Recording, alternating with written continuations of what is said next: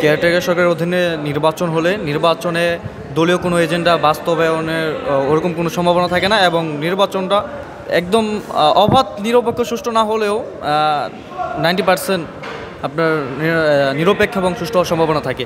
এক্ষেত্রে কোনো কালো টাকা ছড়াছড়ি বা দলীয় এজেন্ডা বাস্তবায়ন এদিকটা খুবই টাফ হয়ে যায়।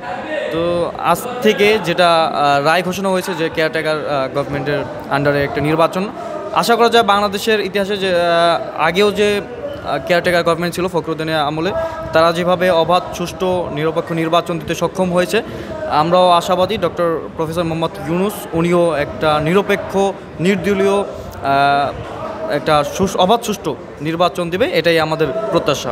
বিগত সময়ে যে 3টা নির্বাচন হয়েছে, সেই নির্বাচনগুলির মধ্যে মানুষ ভোটাধিকার থেকে বঞ্চিত হয়েছিল, এবং সেটা আসলে দলীয় সরকার অধীনে নির্বাচন হওয়ার কারণেই কিন্তু এটা হয়েছে।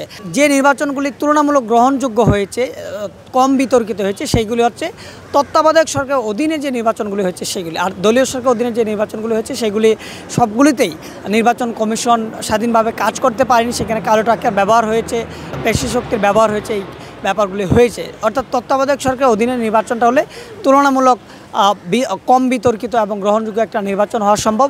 আমরা গত 15 বছর যেটা দেখেছি আওয়ামী লীগের আমলে, যে মানে যেই সরকার ক্ষমতায় ছিল সেই সরকারের আন্ডারে নির্বাচন, এবং সেই নির্বাচন কি 2014, 18 এবং 24-এর যদি নির্বাচন যদি আমরা দেখি, আমরা দেখব এখানে প্রচুর পরিমাণে এখানে মানে পেশি শক্তির প্রয়োগ হয়েছে, এবং মানে এই যে আইন শৃঙ্খলা বাহিনী বা নির্বাচন কমিশন, এগুলো ছিল আসলে একটা মানে স্বৈরাচারী সরকারের পুতুলের মতো, এবং তারা সেটার তাদের কথা অনুযায়ী শেখ হাসিনা কী বলতেছে সেই অনুযায়ী চলছে।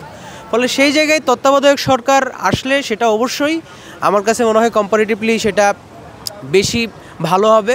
বাংলাদেশের প্রত্যেকটা জনগণেরই কাম্য একটা সুষ্ঠু নির্বাচন হোক।